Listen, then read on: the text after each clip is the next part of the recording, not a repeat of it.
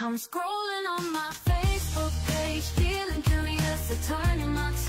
He's got the legal education, baby, yeah. He's the litigation expert. No one like the back of my hand.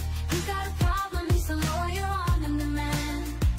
Check his post, they're full of legal advice.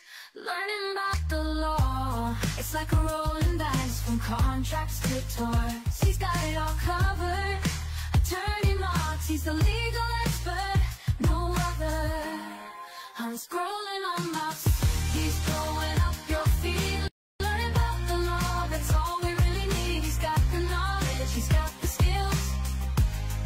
I'm scrolling on Marks, he's paying all your legal bills.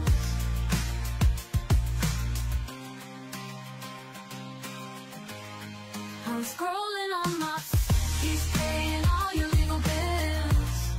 He's got the legal education, baby, yeah. He's the litigation expert. No one like the back of my hand.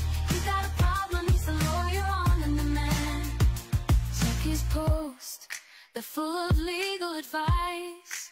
Learning about the law, it's like a rolling dice, from contracts to torts. He's got it all covered. Attorney Marks, he's the legal expert, no other.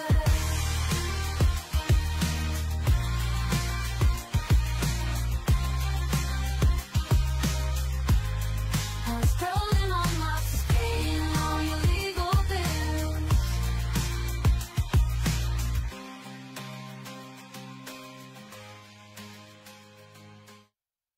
Yan. Medyo wala akong boses ngayon. Anyway, good day po sa inyong lahat, mga students. And again, once again, ito po ang inyong kuya sa batas, no? Welcome ulit sa ating Under the Law 78. So, napakaganda na controversial yung pag-usapan natin. Not only controversial, pero napakaganda siya na kaso kasi very fresh kasi yung issue eh. And I find myself very curious, and I want to share also my knowledge, suggestion, and opinion based on the Supreme Court case. So ano ba yung case natin ngayon? Pag-usapan muna natin yung case ni Pax Mangudadato versus Comelec and Sharifa Mangudadato et al. This is a 2025 case ha. I'm pretty sure marami sa inyo curious, marami sa inyo nakikita to, and maraming gustong mag-apply ng kaso na to. Ano ba to? Ano ba to? So, let's start. So, ang facts na to is, on October 7, 2021, Pax Ali Mangudadato, who was then an incumbent, so mayor siya of the municipality of Das, Dato Abdullah Sangki, Maguindanao. Maguindanao del Sur. Yeah, Maguindanao del Sur. Filed his COC for provincial governor for the May 9, 2022. So, he is a mayor of DAS sa Maguindanao, province of Maguindanao del Sur. Then, nag-apply siya as a provincial governor sa Sultan Kudarat, province of Sultan Kudarat. Now, dun sa item 5 of his COC, he indicate that his residence is Purok Garden, Tamnaglutayan, Sultan Kudarat. In item 7, he declared that his period of residence in the said province up to the day before 9/20/2022 is 1 year and 8 months. So please take note that ang requirements para sa isang kandidato, no, magpa-file ng COC na lalo na pag gubernatorial, kailangan siya at least makastay siya sa 1 year dun sa province. Please take note that he is a mayor of DAS, Dato Abdullah Sangki, dun sa Maguindanao del Sur. Pero ang applyan niya na gubernatorial ay sa Sultan Kudarat, that is another province. Okay? So, ano na naman ang nangyari? Sabi niya dito, noong November 15, 2021 pa lang, nag-resign na daw siya. Okay? Nag-resign na siya para may gusto siyang habulin eh. Gusto niya habulin yung 1 year. Now, another one is, during the time na nag-apply siya nung gubernatorial, nag-file siya COC, yung kanyang katunggali na si Sharifa Akil Mangudadato, kilala natin to, asawa ni Congressman Mangudadato. Makipakita ko sa inyo. So, Sharifa Akil Mangudadato is another gubernatorial candidate. Nag-file siya sa Comelec ng petition to cancel the COC o Pax Ali Mangudadato. She alleged that there is no way for Pax Ali to comply doon sa 5-7 of COC without categorically declaring his lack of qualification, considering that he is the current mayor of DAS ng Maguindanao. Imagine niyo, no? He is a mayor of DAS, Maguindanao del Sur, tapos mag-apply siya, magpa-file siya ng COC sa gubernatorial sa ibang province. To qualify for the position of the governor, please take note of Sultan Kudarat, Pax Ali had to purposely lie, state, and affirm under oath that he is a resident of Sultan Kudarat. However, Pax Ali never abandoned his position as mayor, thus he never deserted his residence in Das. So, noong November 2021, after his filing of COC, doon na siya nag-resign as a mayor. So, ilang months na lang, election na. Sharifa argued that mere fact that Pax Ali continued to perform his duties as mayor contradicts his declaration that he's a resident of another municipality in another province. Ayan. So, ano ba yung meron dito? Ito yung mga sagot, no? Mamaya pag-usapan natin. Ano yung mga kwento ni Sir, ano yung depensa ni Pax Ali, Mangunda Dato, na mayor. Tapos, mayor sa isang province, tapos nilipat mag-gobernador siya sa ibang province. Ang gulo din, no? Ang gulo. So, noong December 7, 2021, Pax Ali filed his verified answer to Sharifa's petition stating among others that, una, sabi niya, yung domicile daw niya, lumaki daw siya, mayor siya sa DAS, Maguindanao del Sur, pero yung kanyang mga family members at saka ancestral home ay nasa Sultan Kudarat. Yun yung sinasabi una niya. Ikalawa, he belongs to the long line of public servants and exposure public service, made him naturally inclined to be immersed in a community and help the less fortunate. So, hindi ko alam ano ibig sabihin dito, pero sinasabi dito, expert na ako, pa-public servant na ako, I am already a expert in this kind of scenario. So, hindi dapat ako pinipigilan sa aking COC kasi kuwan ako long line of public servants sa ating masaming pamilya eh. Next, while he temporarily transferred his residence to Barangay Talisawa, Das, Maguindanao, in compliance with the residency requirements for the position, he always had the inherent to return to his roots in Sultan Kudarat. Ito yung sinasabi nating animus revertendi. So, meron daw siyang intent to return. Oo nga daw, mayor daw siya ng DAS ng Maguindanao del Sur, pero umuwi daw siya sa Sultan Kudarat kasi hindi ibig sabihin na inabandon na daw niya. Number 4, sabi niya dito, through the series of acts, yun, yung mga ginagawa niya, mas palagi na daw siyang tumatambay at pumupunta sa Sultan Kudarat, doon sa bahay niya sa Purok Garden, sa Sultan Kudarat, way back by September 2020. Kasi sir, I think it was PP. I check in the laundry. Okay. So, ito. Nung September pa lang na 2020, naglilipat na siya, naglilipit na siya. Daw, yun yung sinabi niya. And, nag-resign na siya noong November 15, 2012 as yet another evidence to ultimate, actually, siya 2012, 2021. Nag-resign na siya as a total abandonment. So, ang talagang intent talaga niya, babalik talaga siya sa Sultan Kudarat. Yun yung depensa niya. Now, isa pa, ano yung mga inattach niya? Ito yung mga magagandang pag-usapan natin. Okay, so una, mga photos, mga pictures, na kumbaga kung saan doon siya, nag-attend daw siya sa mga, kung ano-anong mga aktibidades sa Sultan Kudarat. Imagine yung mayor, tapos tumatambay siya sa ibang lugar. Next, submitted copies of his government-issued identification documents. Yung kanyang mga ID, nakasulat doon, Sultan Kudarat. Imagine, he is a mayor of DS, at the same time, yung kanyang mga government ID sa Sultan Kudarat, gulo din. Then, yung kanyang certification of mayor of Lutayan, yung nakakuha daw siya ng certification sa mayor ng Lutayan, sa Sultan Kudarat, na yung kanyang CTC, sedula, ay nandun pa rin daw sa Sultan Kudarat. Yun yung isa. Tapos, yung barangay chairman niya, meron daw siyang certification daw na isa na daw siyang residente ng barangay nila doon sa Sultan Kudarat. Nagbigay din siya, ang ating election officer, na nag-transfer na daw yung kanyang certification to vote, no? Kasi nag-register na siya, hindi na daw sa DS sa Maguindanao, kundi sa Sultan Kudarat. And last but not the least, nag-present daw siya ng mga affidavits of his family members, barangays, officials, and neighbors in Purok Garden, and his colleagues to prove that he has abandoned his former Magina and re-establish his residence. Re-establish. Yung the word itself, the re-establish, is a very vital, very critical word here, wherein the Supreme Court decide on the matter. Now, kung makikita nyo dito, ito. Okay? Ito yung Sultan Kudarat. Yan yung Sultan. Ganyan kalaki ang Sultan Kudarat. Wala dyan yung teritorya. Ganda nito, no? Yan yung teritorya ng Sultan Kudarat. Nasaan ba nagmi-mayor si Pax Ali? Mayor Pax Ali. Dito. Dyan.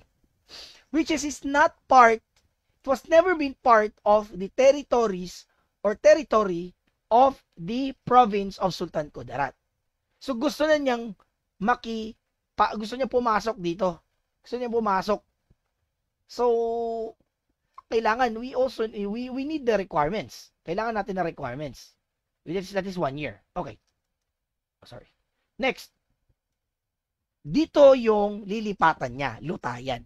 Ito yung sinasabi niya na yung mayor daw sa Lutayan, yung barangay daw sa kanyang barangay sa Purok Garden, nagbigay na sila certification na residente na daw siya at saka dyan na daw siya yung registration niya. Now, yun yung contention ni Pax Ali na dapat i-allow na siya mag-file ng Certificate of Candidacy. Now, on May 2022, Pax Ali Mangudadato was elected and proclaimed as the new governor of Sultan Kudarat. Okay?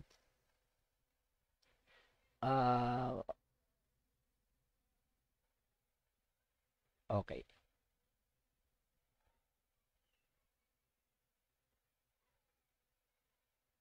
Okay, bilisan lang natin. So, nanalo si Governor Pax Ali Mangudadato on May 2022. Grabe. And his opponent, Sharifa Akil, the wife of 2025 Maguindanao del Sur Congressman Ismael Mangudadato, lost. Yan, natalo sila. So, kaya nga ginapursu talaga ni Sharifa Akil na i-diretso to. So, ito yung picture, yan. So nag-file na pending na talaga yung case na kino-question pa rin yung residency requirements ni Pax Ali although nanalo na siya. Kasi yun yung gina-fight talaga niya. Bakit niya gina-fight yun? Kasi gusto ni Sharifa Akil na hindi daw valid, void daw yung kanyang COC. Dapat siya daw as a lone candidate ang manalo sa election na yun. As if Pax Ali Mangudadato COC was not filed talaga. O hindi talaga siya na file. Okay? Now, sabi ng nung nag-file siya, nag-file si Sharifa Akil, kinancel ng ating COMELEC First Division. So, ito, makita natin. Kinancel. Ayan. Tapos, ano ba? Ayun. Nung na-cancel, nag-elevate na sa Supreme Court. So, ito na pag-usapan natin to. So, whether the COMELEC committed a grave abuse of discretion canceling Pax Ali COC on the ground that he made false representation as to his residency qualification. So, ito yung ruling sa Section 78. I-short ko lang to ha. Sabi dito sa Section 78, no, sa OEC, ino-authorize ng COMELEC na i-deny yung kanyang COC or cancel yung COC because of Section 78, petition to deny due course to or cancel a certificate of candidacy as a verified petition seeking to deny a due course or to cancel a certificate of candidacy may be filed by the person exclusively on the ground that any material representation contained therein as required under Section 74 hereof is false. The petition may be filed at any time not later than 25 days from the time of the filing of COC and shall be decided after due notice and hearing not later than 15 days before the election. So, ito yung binasihan, no, from the complaint of action from the filing of the opponent, si Sharifa Akil, a opposing election candidate for governor sa Sultan Kudarat. So, yun nag-decide ang ating COMELEC. Yun yung una muna natin patingnan.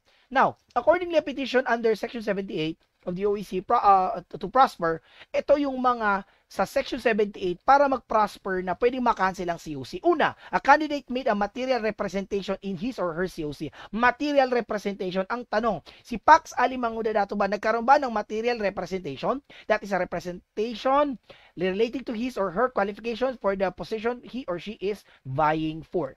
Again, To prosper, Section 78 of the Omnibus Election Code, to prosper, una, kailangan a candidate made as material representation. Yung material, made a material representation in his or her COC that is a representation related to his or her qualification for the position he or she is vying for. Number 2, such material or such representation is false, and last, he or she made the representations with the intent to deceive the electorate that he or she is eligible to win and be voted for. Win yan na double yan na win.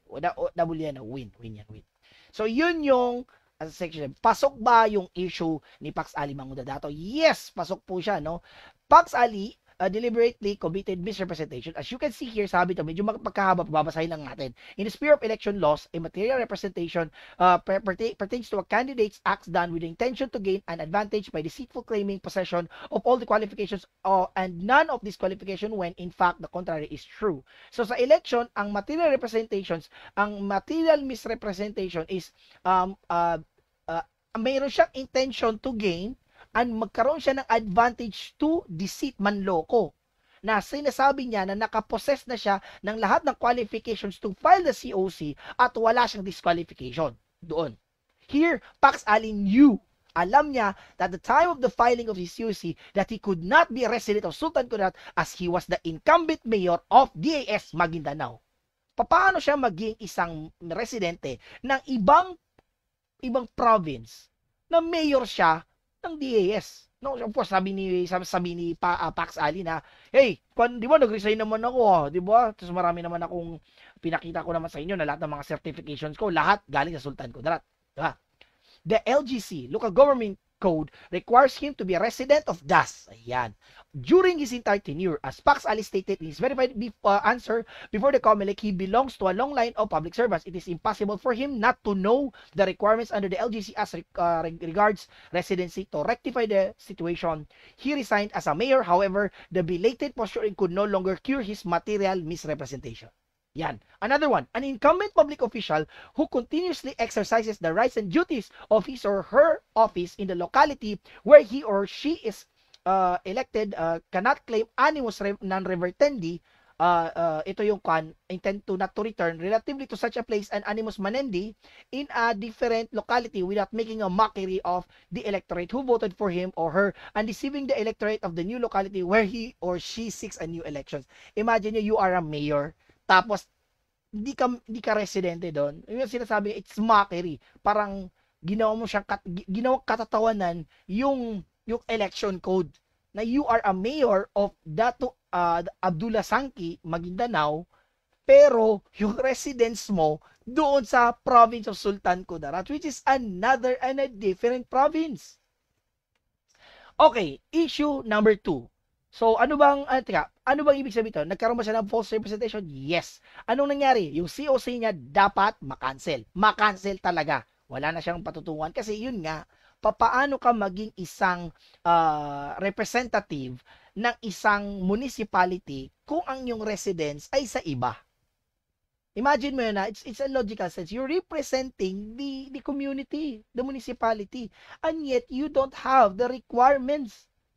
And nagkaroon ka lang ng residence when you are intending to move out and to run for a higher position from a different province. So, parang kinda, I think nagets niyo yun, na the fact that you are the local chief executive, it shows that you are a role model. And you are a role model and you are a representative, it does mean, and it as an output, kailangan you are a resident of that place. It was not in this case. Now, issue number 2. Eto.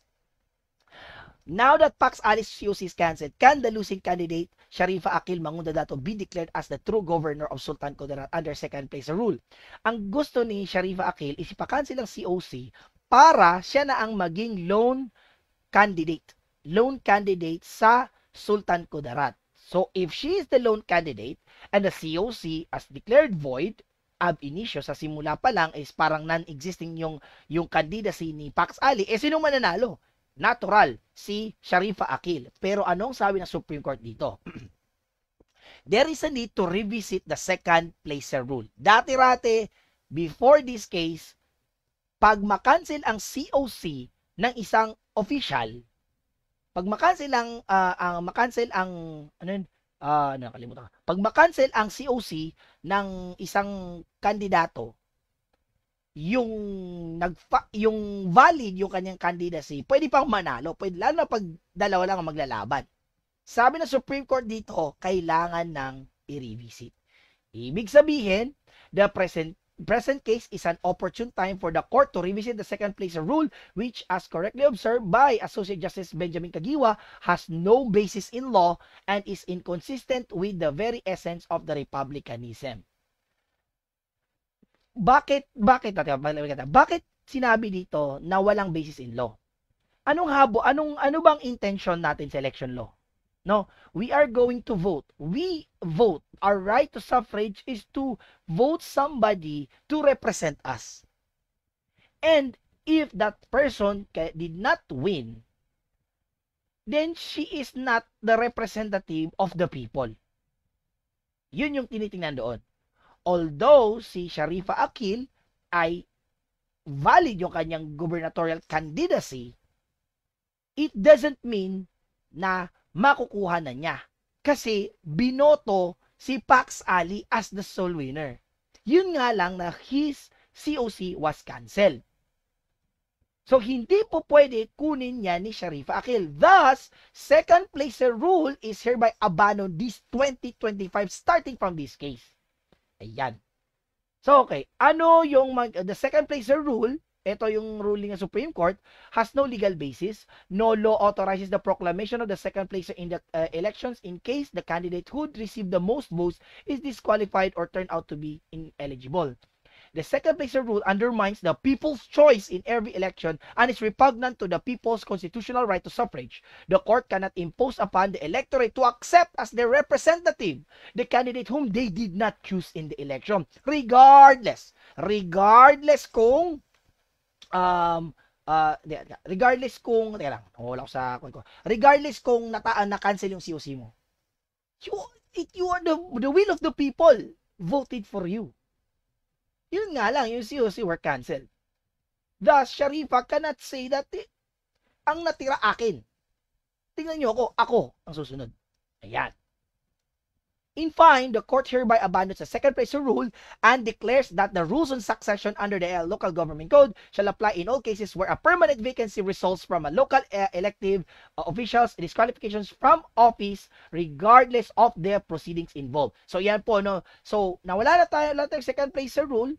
So ang mangyayari is meron tayong rules on succession. Ayan. Ano yung rules on succession? Pag may mangyari at saka ma-vacant ang isang posisyon, the next in rank ang papalit. So, in the case of Pax Ali Mangunda Datos cancellation of COC, sinong susunod? The Vice Governor. Yun ang sinabi. Under the rules on succession. So, if you can see here in section 44, sabi nito, the local government code, since it's as of this moment, the case on the second place rule is now abandoned, the rules on succession under local government code shall sit in. So, Section 44, permanent vacancies in the offices of the governor, vice governor, mayor, and vice mayor. If a permanent vacancy occurs in the office of the governor or mayor, the vice governor or the vice mayor concerned shall become the governor or mayor. If a permanent vacancy occurs in the offices of the governor, vice governor, mayor, or vice mayor, the highest ranking Sangguniang member, or in case of his permanent inability, the second highest ranking Sangguniang member shall become the governor, vice governor, mayor, or vice mayor. As the case may be, subsequent vacancies in the said office shall be filed automatically by the other Sangguniang members according to their ranking as defined herein. If a permanent vacancy occurs in the office of the punong barangay, the highest ranking Sangguniang barangay member, or in the case of the permanent inability, the second highest ranking Sangguniang member shall become the punong barangay. Now, a tie between or among the highest ranking Sangguniang members shall be resolved by drawing a lots. The successors as defined herein shall serve only the unexpired term of their predecessors.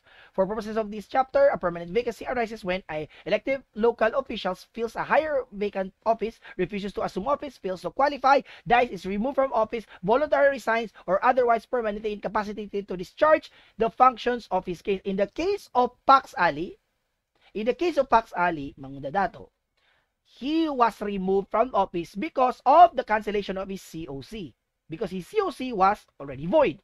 Now, because of this rules of succession, uulitin ko ang mangyayari dyan, the governor who was ousted or removed from the office will be replaced by the vice governor. Kung wala namang vice governor, he's the first board member. Yan. In the case of municipality, mayor, vice mayor, first councilor. Kaya talagang mabenta talaga, no? Masaya ka talaga pag naging first councilor ka. Sabi nga nila, pag may mangyari daw sa vice mayor, you're the next in rank. So, yun yung rule natin dito. Yun yung rules on succession. Ladies and gentlemen, pag-usapan natin, before I end up my discussion, ladies and tingnan po na natin yung issue on the 2025 Manila 6th District Representative Joy Uy and Abante Benny. Yan yung maglalaban sa congressman. Ayan. So, bilisan lang natin ha. So, ito, naglalaban to. Alam na alam niyo yung kaso. Let's just have a little revisit. Tapos, check na natin kung ano yung applicable ba yung ating case. Ito yung resolutions. Ito, hindi natin mabasa. Basta yan yung resolution. Babasahin natin yung pinaka-importante. Ano? In said resolution, the Commission Second Division's rule that respondent is not a natural-born Filipino citizen. He is at most naturalized Filipino citizen. Hence, he is not qualified to run for all the position of the member of the House of Representatives.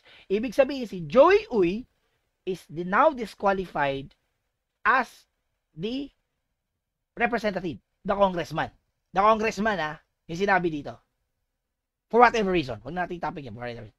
Accordingly, motion for reconsideration is denied. The resolutions of the Commission on Elections, the proclamation of respondent Louis Chua Uy is duly elected as a member is hereby annulled. Na-annul na po siya. Tapos the Board of Canvassers is hereby directed to reconvene and proclaim petitioner Benny Abante the only qualified candidate. Yan yung isang question. Now, assuming arguendo, for the sake of this argument, that the second place rule is still legally valid, will that be applicable in this case?